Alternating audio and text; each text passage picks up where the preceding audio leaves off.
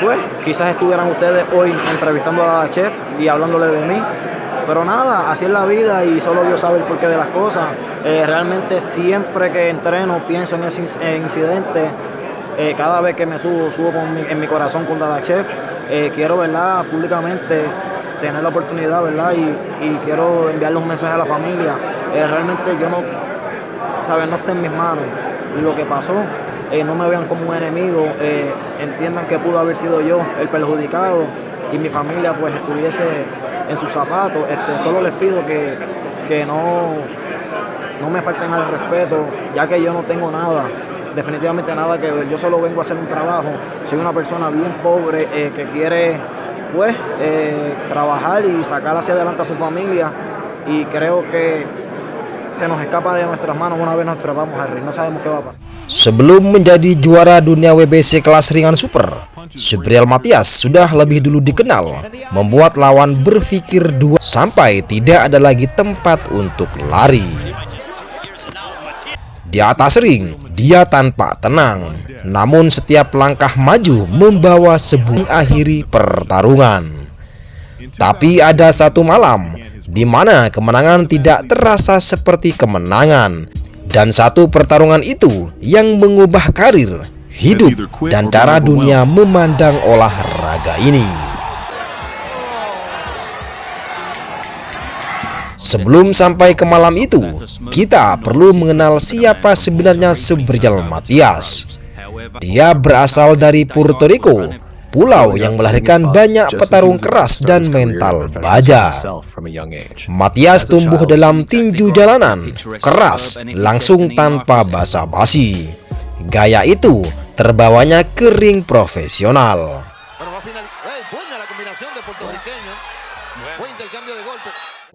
Sejak awal karirnya, Matias bukan petinju yang bermain angka, namun dia berburu KO, menekan sejak ronde pertama dan mematahkan ritme lawan secara perlahan tapi pasti.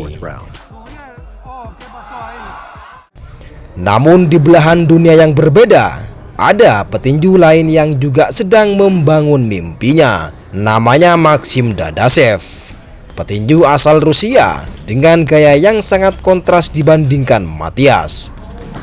Dia bukan petarung brutal, tapi teknis dan rapi, dikenal memiliki disiplin tinggi di atas ring. Dadachev meninggalkan Rusia, berlatih dan menetap di Amerika Serikat demi satu tujuan, menjadi juara dunia. Rekornya tak terkalahkan, kepercayaan dirinya tinggi, dan masa depannya terlihat cerah. Dua petinju, dua latar belakang, dua gaya bertarung yang saling bertolak belakang. Tanpa mereka sadari, jalur karir itu sedang bergerak menuju satu titik yang sama. Sebuah eliminator gelar dunia, satu pertarungan penentuan. Pemenangnya akan berada di antrean terdepan dalam perebutan gelar. Bagi Matias, ini adalah pembuktian bahwa gaya kerasnya bukan hanya sekedar hiburan, tapi senjata menuju puncak. Sementara bagi Dadachev, ini adalah ujian terbesar sepanjang karir. Melawan petinju dengan tekanan tanpa henti dan reputasi menghentikan lawan satu persatu. Di atas kertas, pertarungan ini terlihat seimbang. Dua petinju tak terkalahkan, dua petarung yang haus akan kesempatan. Namun ada satu hal yang luput dari perhatian banyak orang. Di sisi lain, Dadachev adalah petinju yang berani bertahan. Dia tidak mudah menyerah, dia percaya bisa menahan sesuatu dan membalas di saat yang tepat. Masalahnya, tidak semua itu bisa ditahan terlalu lama.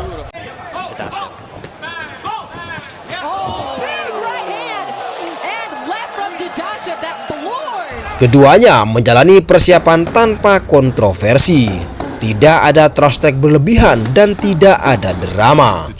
Hanya dua profesional yang tahu bahwa satu kemenangan lagi bisa mengubah hidup mereka selamanya. Tidak ada yang membicarakan bahaya, juga tidak ada yang membicarakan resiko terburuk. Karena di dunia tinju, semua orang selalu percaya pertarungan akan berakhir saat bel terakhir berbunyi. Saat gong ditabuh, tidak ada kejutan besar. Subriel Matias langsung maju, tekanan sejak detik awal, langkahnya pendek, rapat dan terus memotong ring. Maxim Dadachev tidak panik. Dia bergerak menjaga jarak, mencoba mengatur ritme dengan jab dan kombinasi ringan.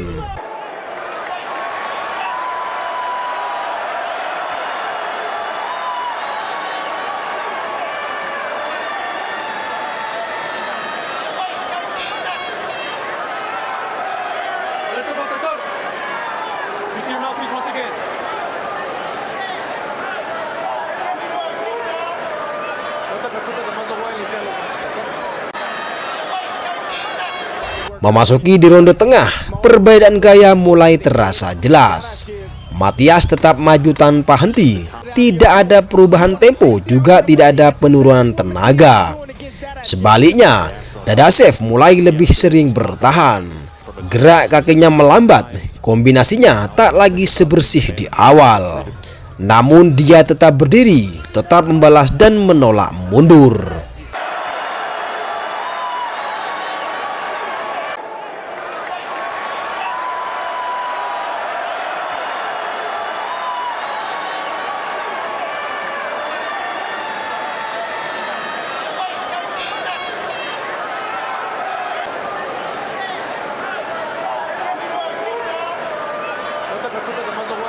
Pukulan demi pukulan terus mendarat, bukan satu serangan penentu melainkan akumulasi. Itulah yang membuat pertarungan ini semakin berbahaya. Di sudut ring, tim dari Dadachev mulai melihat sesuatu yang berbeda. Wajahnya memerah, responnya mulai melambat. Namun setiap kali ditanya, jawabannya sama. Dia masih ingin lanjut. Di dalam olahraga ini, keberanian seperti itu sering dipuji. Tapi malam itu, keberanian justru menjadi pedang bermata dua. Matias terus menekan, pukulannya tidak selalu menjatuhkan, tapi terus menggerogoti pertahanan. Semakin lama pertarungan berlangsung, semakin sedikit ruang bagi Dadachev untuk selamat.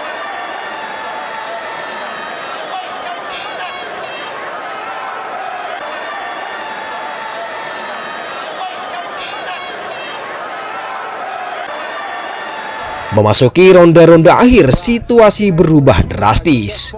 Dadachev masih berdiri, namun tubuhnya mulai kehilangan respon alami. Pukulannya tidak lagi mengalir, pertahanannya terbuka, dan Matias melihat peluang itu. Serangan datang bertubi-tubi, tanpa henti dan tanpa jeda. Ini bukan lagi soal skor, tapi soal daya tahan manusia.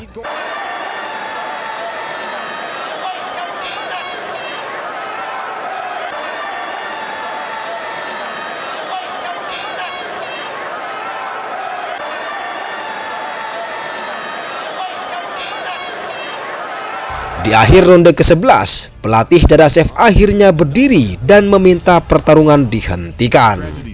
Matias menang secara teknis, namun tidak ada sorak-sorai besar, tidak ada selebrasi.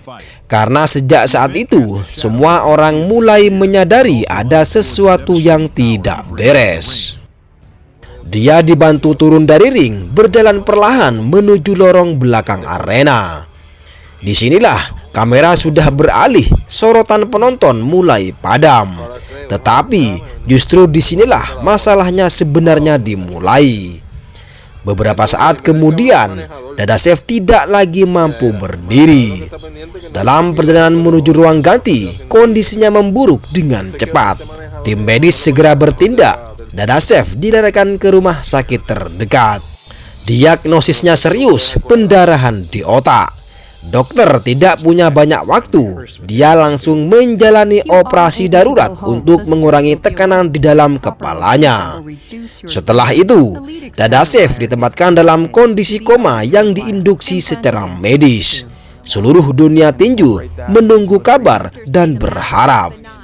Namun 4 hari setelah pertarungan itu, Maxim Dadachev menghembuskan nafas terakhirnya di usia ke-28 tahun. Dia seorang suami, seorang ayah, seorang petinju yang datang ke ring untuk mengejar mimpi. Tapi mimpi itu berhenti tanpa bel penutup. Subriel Matias dinyatakan sebagai pemenang.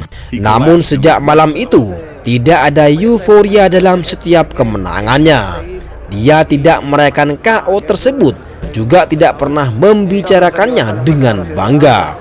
Karena satu fakta tidak bisa dihapus, pertarungan itu selalu ikut bersamanya. Setiap naik ring, setiap menang, ada satu malam yang tidak pernah benar-benar selesai. Tragedi ini mengguncang dunia tinju. Pertanyaan mulai bermunculan tentang keselamatan, tentang batas daya tahan, tentang kapan seharusnya sebuah pertarungan dihentikan. Tidak ada yang menyalahkan satu pihak saja, juga tidak ada jawaban sederhana. Yang tersisa hanyalah satu pengingat keras.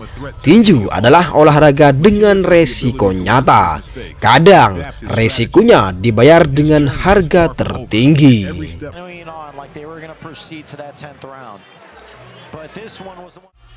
Nama Maxim Dadachev tidak tercatat sebagai juara dunia. Tidak ada sabuk yang pernah melingkari pinggangnya.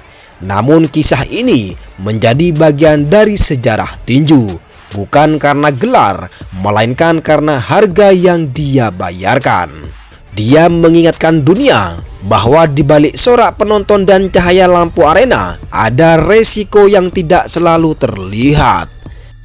Ini bukan kisah tentang siapa yang paling kuat, tapi tentang batas manusia, tentang batas tipisnya garis antara kejayaan dan kehilangan. Maxim Dadachev, nama yang tidak boleh dilupakan.